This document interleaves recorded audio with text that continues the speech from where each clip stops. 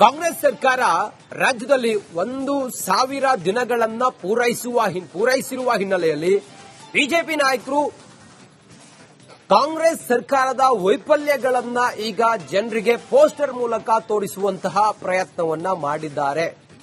Poster ಮೂಲಕ ಕಾಂಗ್ರೆಸ್ ಸರ್ಕಾರದ 1000 ದಿನದ ಸಮಸ್ಯೆ, ಅಭಿವೃದ್ಧಿ ಶೂನ್ಯ, ಭ್ರಷ್ಟಾಚಾರ ಅನನ್ಯ, ಅಬಕಾರಿಯಲ್ಲಿ 2,500 ಕೋಟಿ ಲೂಟಿ ಎಂಬ ಪೋಸ್ಟರ್ ಅನ್ನು ಬಿಡುಗಡೆ ಮಾಡಿದ್ದಾರೆ. ರಾಜ್ಯದಲ್ಲಿ ಸಾಲು ಸಾಲು ಡ್ರಗ್ಸ್ ಫ್ಯಾಕ್ಟರಿಗಳು, ಬರ ಪರಿಹಾರದಲ್ಲಿ ವಿಳಂಬ, ಬೆಲೆ ಏರಿಕೆ ಬಿಸಿ, ಕಾನೂನು ಸುವ್ಯವಸ್ಥೆಯ ವೈಫಲ್ಯ, ಈ ಎಲ್ಲಾ ಪೋಸ್ಟರ್ಗಳನ್ನು ಬಿಡುಗಡೆ ಮಾಡಿ ಸರ್ಕಾರಕ್ಕೆ ಮುಜುಗರ ತರುವಂತಹ ಪ್ರಯತ್ನವನ್ನ ಮಾಡುತ್ತಿದ್ದಾರೆ. ರಾಜ್ಯಾಧ್ಯಕ್ಷ ಬಿವೈ ವಿಜೇಂದ್ರ ಅವರು ಪೋಸ್ಟರ್ ಅನ್ನ ರಿಲೀಸ್ ಮಾಡಿದ್ದಾರೆ.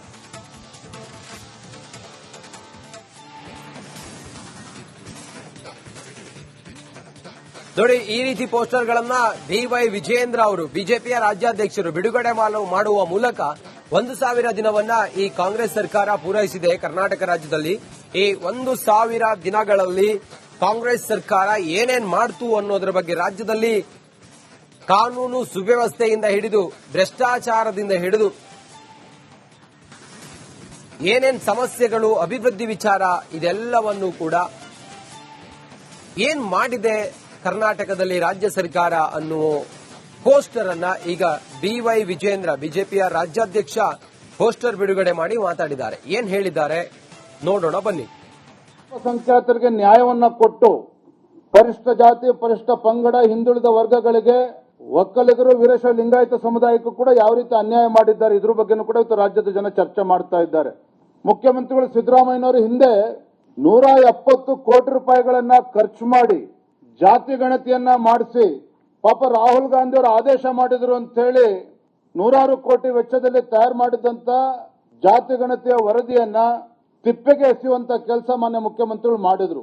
ಎರಡನೇ ಬಾರಿಗೆ 450 ಕೋಟಿ ರೂಪಾಯಿಗಳನ್ನ ವೆಚ್ಚ ಮಾಡಿ ಜಾತಿ ಗಣತಿಯನ್ನ ನಡೆಸಿ ತಮ್ಮ ಸ್ವಕ್ಷೇತ್ರ ಪಕ್ಕದಲ್ಲಿರುವಂತಹ ಕೆಆರ್ಎಸ್ ಡ್ಯಾಂಗೆ ಬಿಡೋದು. ರಾಜ್ಯದ ಜನರಿಗೆ ಸುಳ್ಳು ಹೇಳ್ಕೊಂಡು ಅಹಿಂದ ನಾಯಕರು ಅಂತ ಹೇಳ್ಕೊಂಡು ನೋಡಿ ಎಂತ ಪರಿಸ್ಥಿತಿಗೆ ತಂದಿಟ್ಟಿದ್ದಾರೆ ಅಂತ ಹೇಳಿದ್ರೆ 1.41 ಲಕ್ಷ ಹಿಂದುಳಿದ ವರ್ಗದ ವಿದ್ಯಾರ್ಥಿಗಳಿಗೆ ಹಾಸ್ಟೆಲ್ ಫೆಸಿಲಿಟಿನೂ ಕೂಡ ಇವತ್ತು ಕೊಡೋದಕ್ಕೆ ರಾಜ್ಯ ಸರ್ಕಾರಕ್ಕೆ ಸಾಧ್ಯ ಆಗ್ತಾ ಇಲ್ಲ.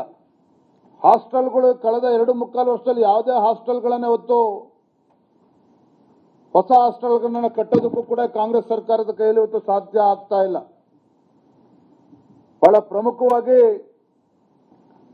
ಇತ್ತೀಚೆಗೆ ಪ್ರೊಫೆಸರ್ ಗೋವಿಂದರಾವ್ ಅವರ ಅಧ್ಯಕ್ಷತೆಯಲ್ಲಿ ಕರ್ನಾಟಕ ಪ್ರಾದೇಶಿಕ ಅಸಮಾನತೆ ನಿವಾರಣೆ ಬಗ್ಗೆ ಒಂದು ವರದಿಯನ್ನು ಕೊಟ್ಟಿದ್ದಾರೆ. ದುರಂತ ಏನಪ್ಪಾ ಅಂತ ಹೇಳಿದ್ರೆ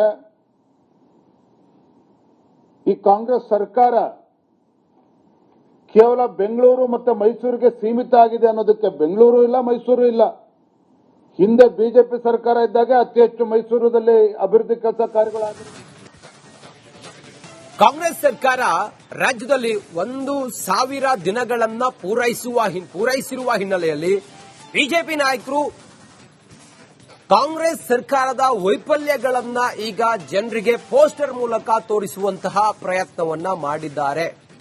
ಪೋಸ್ಟರ್ ಮೂಲಕ ಕಾಂಗ್ರೆಸ್ ಸರ್ಕಾರದ 1000 ದಿನದ ಸಮಸ್ಯೆ, ಅಭಿವೃದ್ಧಿ ಶೂನ್ಯ, ಭ್ರಷ್ಟಾಚಾರ ಅನನ್ಯ, ಅಬಕಾರಿಯಲ್ಲಿ 2,500 ಕೋಟಿ ಲೂಟಿ ಎಂಬ ಪೋಸ್ಟರ್ ಅನ್ನು ಬಿಡುಗಡೆ ಮಾಡಿದ್ದಾರೆ.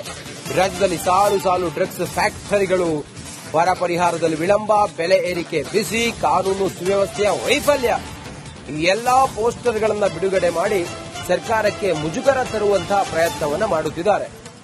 ರಾಜ್ಯಾಧ್ಯಕ್ಷ ಬಿವೈ ವಿಜೇಂದ್ರ ಅವರು ಪೋಸ್ಟರ್ ಅನ್ನ ರಿಲೀಸ್ ಮಾಡಿದ್ದಾರೆ.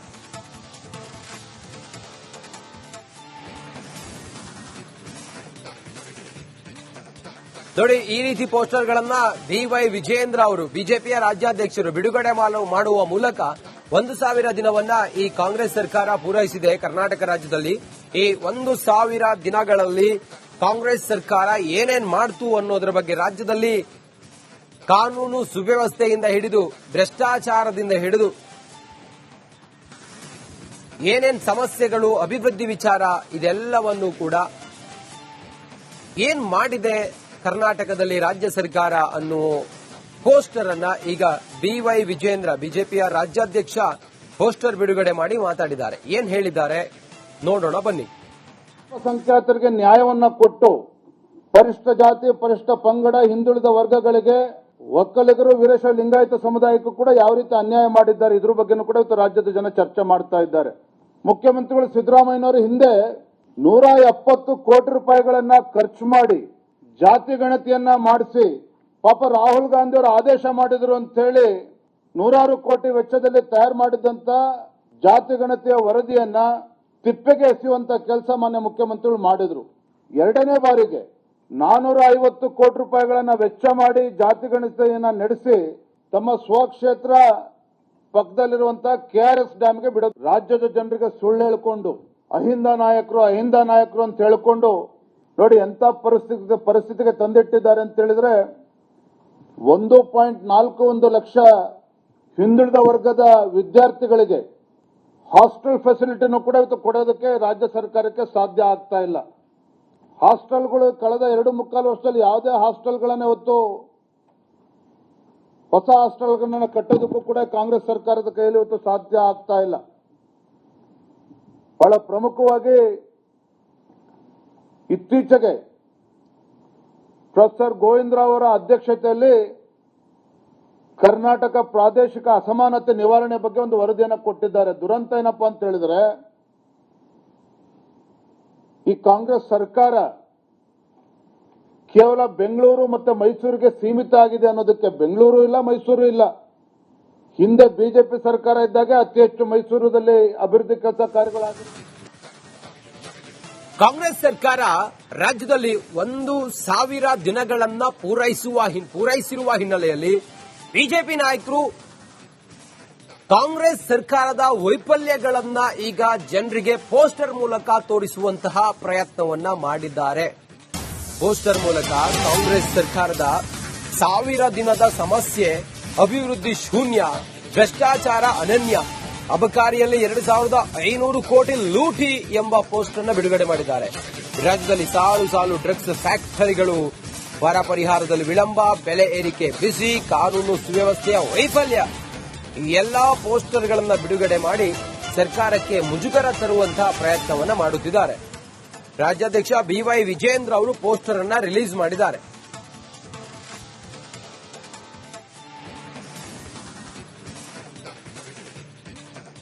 ನೋಡಿ, ಈ ರೀತಿ ಪೋಸ್ಟರ್ಗಳನ್ನ BY ವಿಜೇಂದ್ರ ಅವರು ಬಿಜೆಪಿಯ ರಾಜ್ಯಾಧ್ಯಕ್ಷರು ಬಿಡುಗಡೆ ಮಾಡುವ ಮೂಲಕ 1,000 ದಿನವನ್ನ ಈ ಕಾಂಗ್ರೆಸ್ ಸರ್ಕಾರ ಪೂರೈಸಿದೆ ಕರ್ನಾಟಕ ರಾಜ್ಯದಲ್ಲಿ.